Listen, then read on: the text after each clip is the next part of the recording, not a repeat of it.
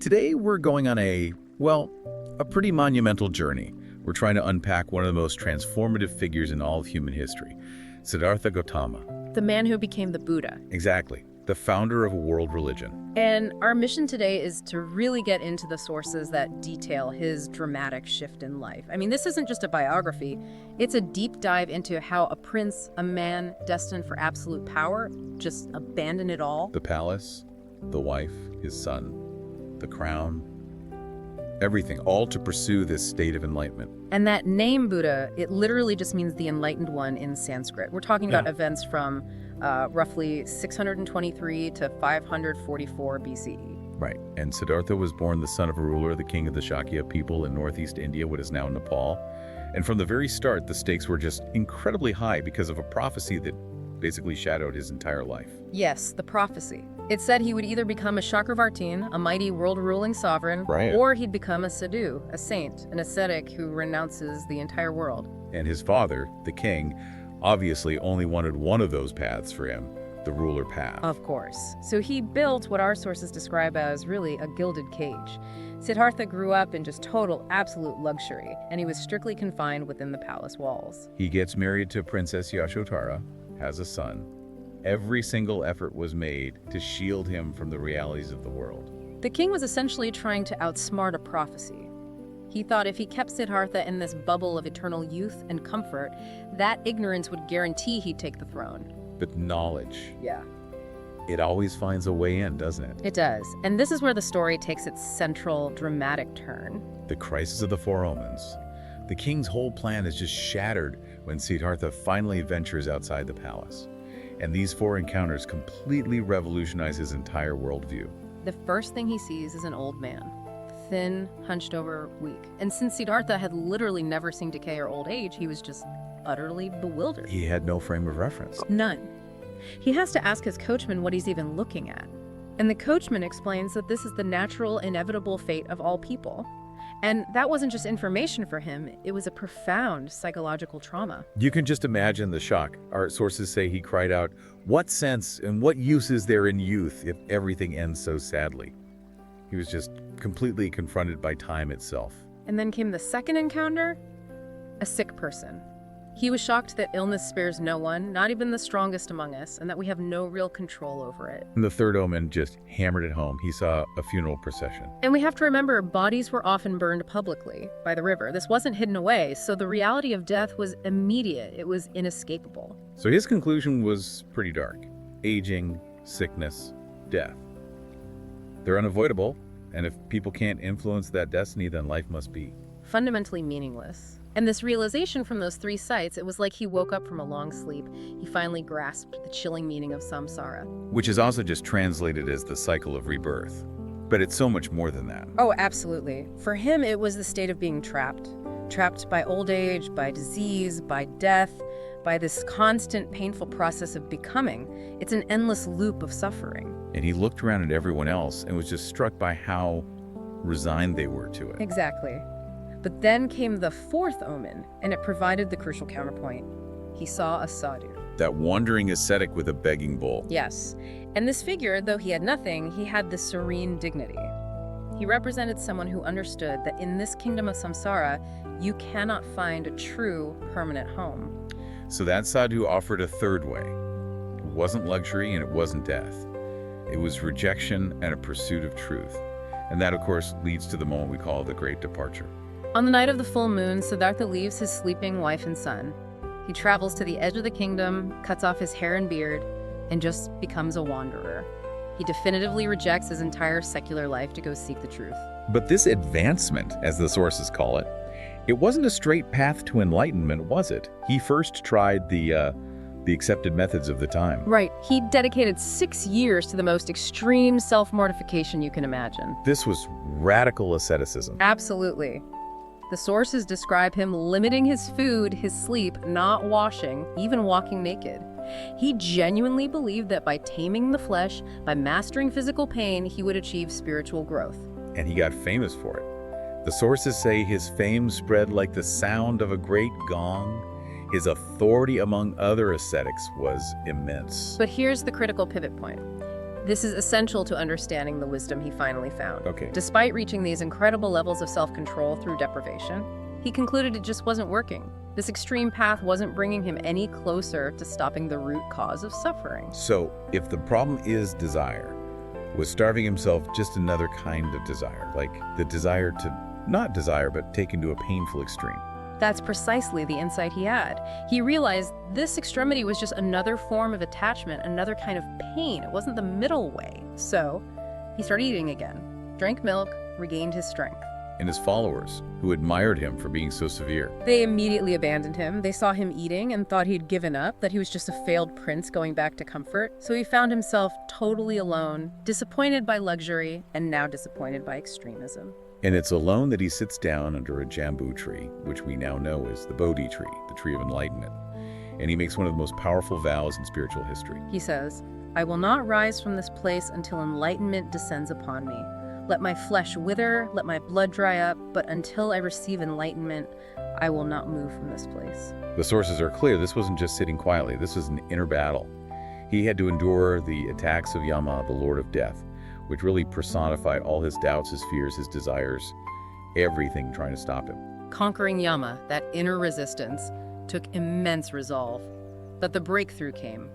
On the full moon night of the month Vesak, that's May for us, he focused on the rising morning star, and enlightenment descended. Siddhartha became the Buddha. He saw the world in its true light. He gained wisdom, compassion, and realized his new mission to share the truth he had found. What's really fascinating is that the sources say he was initially hesitant. He wondered if anyone could even understand what he'd discovered. But his compassion won out, and at age 35, he began his life as a traveling preacher. And where did he start? He went right back to his former companions, the ones who had abandoned him. The skeptical ascetics. His first sermon, the first turning of the wheel of Dhamma, was for them in Sarnath. They were dismissive at first, but they were just won over, conquered by his confidence and the sheer virtue of his teaching. A teaching that centered entirely on the Four Noble Truths. This is the absolute core of it all. So let's start with truth number one, the existence of suffering. Dukkha. And this is key. Suffering is the all-encompassing reality. It includes the obvious things: birth, illness, death, losing loved ones, unfulfilled desires. But, and this is the big insight, it's much broader than just pain. What do you mean by that? The sources explicitly identify things we normally consider to be joys, family, wealth, success, pleasure, as chains that bind a person. That is profoundly counterintuitive. We strive for those things. How are they chains? Because they're all transient. Every joy is impermanent. If you are deeply attached to them, their loss, or even just the fact that they will inevitably change, causes pain. The suffering is in the attachment to what is fleeting. It's that cycle of samsara again. Wow. Okay, so if conventional joy is actually a chain, the goal has to be severing that attachment, which brings us to truth number two. The cause of suffering is desire. Exactly. Tanha. It's translated as thirst, and the source describes it so intensely. Thirst, self-sustaining pleasure connected with passion, ready to be seduced by this or that. It's the thirst to possess, the thirst to be, the thirst to overcome. It's craving in all its forms. All of them.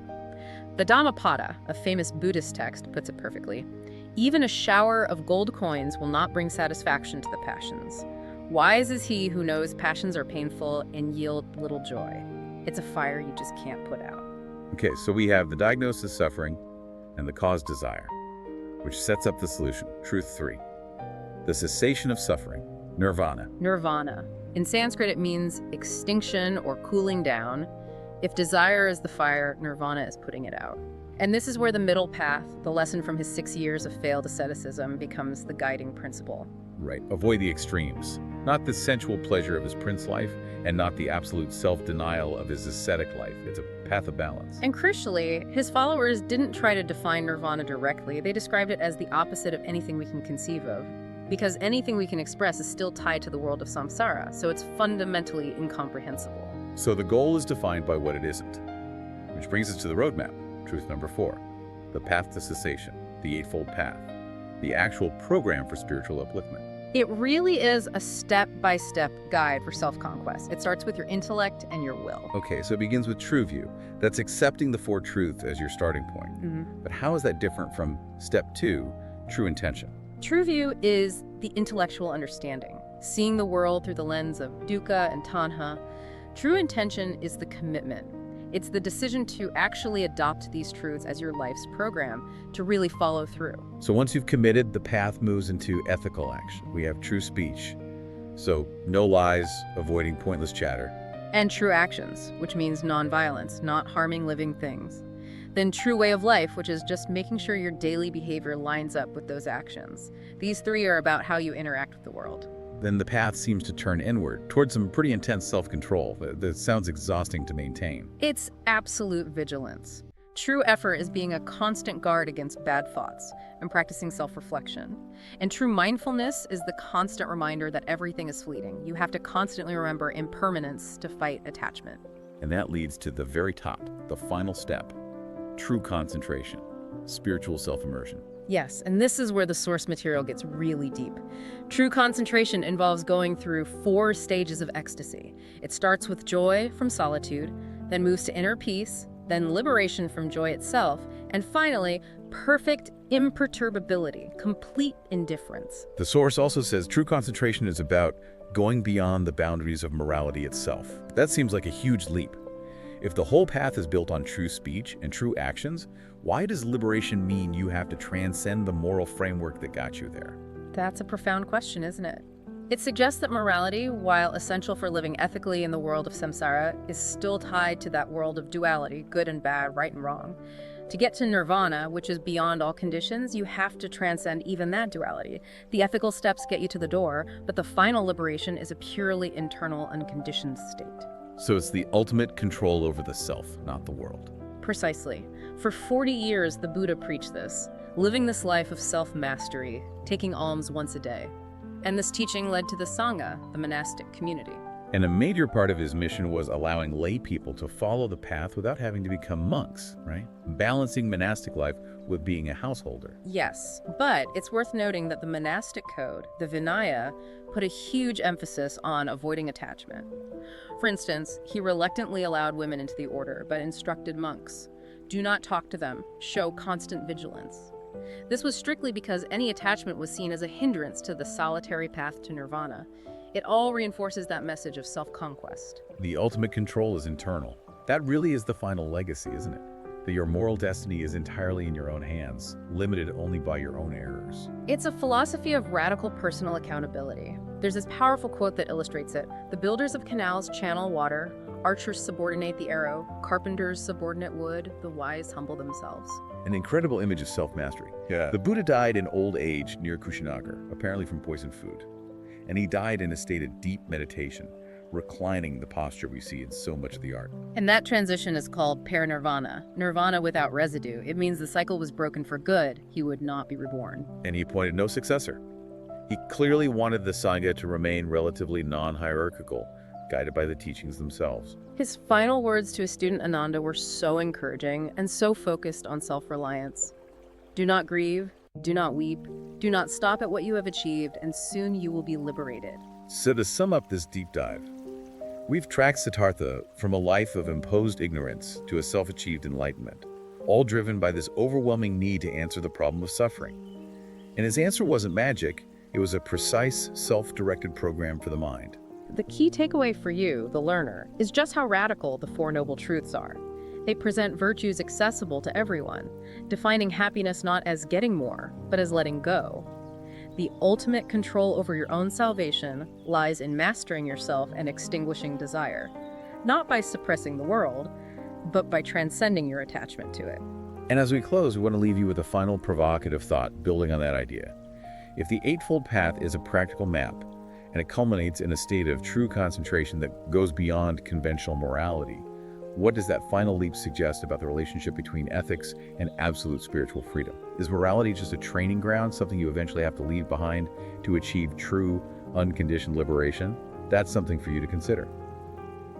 Join us and keep your curiosity well fed. Who knows? The next video might be exactly what you didn't know you needed.